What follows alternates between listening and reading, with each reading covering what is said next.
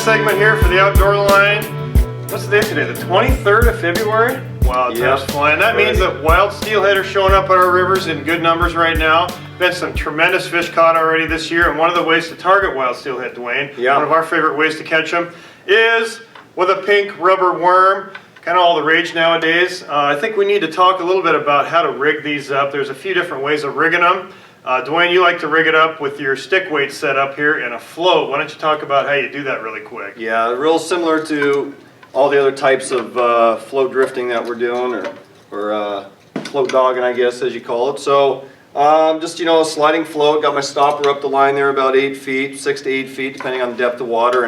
And you know, when we get low clear conditions and you're going to fish these soft plastics, now that Bomax come out with their real nice clear float, I mean, it's a great go-to. It's a very durable float. Pretty impressed with how these work. Glad they finally have them. So this one here just happens to be rigged with one of the Bomax clear drifts and then our Bomax clear floats. And of course, I'm running the stick lead there because we're going to be dragging that weight. And again, if you're curious on how to rig up a stick lead, he's posted some blogs. You got a video on that. Lots of info out there. Dig around the outdoorline.com and you can find out how to do that. Now you're down to the pink worm. Now we're down to the worm. Is that a floating worm? Or that is it's a high floater worm. I put a little cheater on there, just a different offset color cheater, and you know, with our worm threader. Now Procure makes a real nice. It's actually a bait threader, but a lot of guys refer to it as a worm threader. It's a long needle, very cheap, very inexpensive, 2 in a pack. And it's exactly what you need for your long 5 to 6 inch worm, simply by running that through the worm, get your leader pulled through there. Now this one is rigged to where we pull the hook through the bottom, leave about, you know, 1/4 of the tail on the bottom side of the hook there.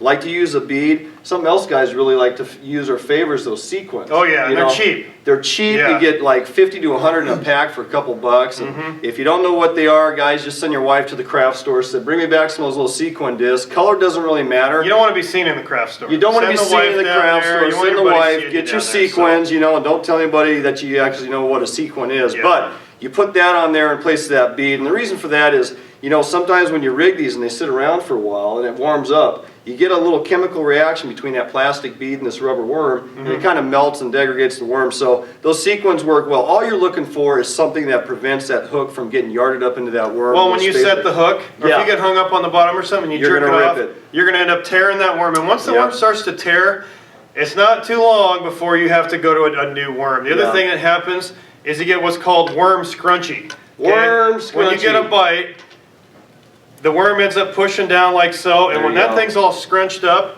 it doesn't work. It's got to be straight like so. Now, one of the things that guys have done, Bob Ball, of course, is a big proponent.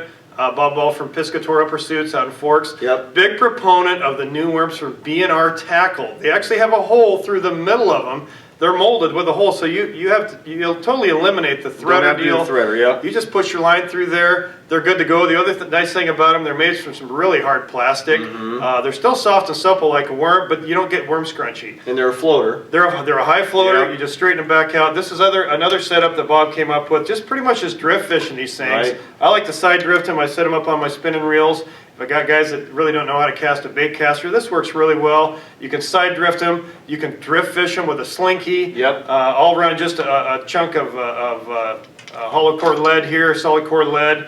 Just your standard drift fishing rig. You want to run a really short leader. I'll run 10 to 12 pound test leader and maybe an 18 to 24 inch leader. These worms float really high. If you run a longer leader than that, of course, they're going to be floating up out of the strike zone. So there's a couple of ways of rigging them. Now you got another setup here. You brought 2 rods in with you here today. Yeah, just you know, another good alternative is to run that thing inverted like that. Now that has a bullet weight on the head. Now that's a floating worm with a weight on the bottom of it, tail up. So this is really going to have a lot of action when it's going through there. Yeah, it's a great way to fish it along structure, along wood especially. You can run that down a tree line or what have you, where those big ones are going to lie. You're going to kind of fish this jig style. Very much like a jig. Foot off the bottom. I got an inline, you know, I got my Bomax 5/8 float here. I got my inline sinker because I'm setting it up like a jig presentation. That weight at the worm is to get it straight down under the float. It's going to fish just like a jig. I'm going to fish it in water that I would fish any jig in. a long structure like I mentioned, and just another way of presenting it. Now I'm totally rigging it opposite of the way you're rigging these for drift fishing. So we're threading it down through the top end, and you can see that's only popped out about a third of the way up there. You want that tail to have a lot of action. The more it bends over and doubles over, the more action you're going to have. Just another option. You're fishing this suspended, not dragging this worm on the bottom. Anything that you would apply to jig principles is how you fish this worm inverted. So, of course, you've got some rigged up on jigs. Of course, our friends down at Steelhead Stalkers have some new UV pink worms. Right. These guys are down in Oregon. They've been slamming the steelhead on these things. They make them in a small 4-inch worm. We've got a bunch of different colors here. Yeah. They're also great on a jig head and low clear water. That works really well. But I tell you what, the hot ticket lately has been those BNR worms. They've got a worm, it's a nightmare pattern. Right. It's a real subtle red with black and white. Pick them up at Three Rivers Marine in Woodinville. Talk to my buddy Ken over there. He'll get you all set up. If you want to learn how to fish these things, hook up with Bob Ball out in the Forks area. He's been slamming fish on rubber worms for as long as I can remember. Absolutely. There you go. There's kind of the full rundown on fishing pink rubber worms for wild steelhead here. March is just around the corner. In fact, next weekend is March. It's time to get out on the river and catch a big wild steelhead. They're coming in right now. We're coming right into the season. So get out there and get her done. If you get a photo, if you get a fish with a pink rubber worm, or a nightmare worm, actually I should say, send us a photo, man. We'll post it up on Facebook, post it up on theoutdoorline.com. Thanks for watching. This has been your last cast video segment on the Outdoor Line.